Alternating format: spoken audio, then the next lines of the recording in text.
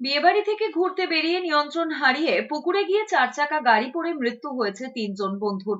ঘটনায় চাঞ্চল্য ছড়িয়েছে পূর্ব মেদিনীপুরের তমলুক থানার শ্রীরামপুর এলাকায়। পুলিশ সূত্রে খবর, মৃতেরা হলেন বাসুদেব মাঝি, বিদ্যুৎ শাসমল এবং চিত্তরঞ্জন প্রামাণিক।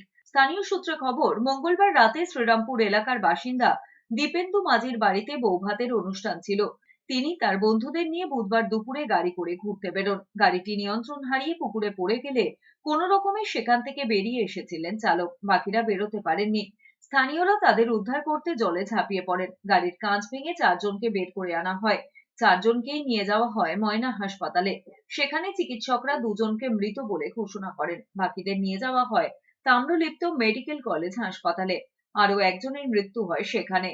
আশঙ্কাজনক অবস্থায় 1 জন এখনো চিকিৎসাধীন।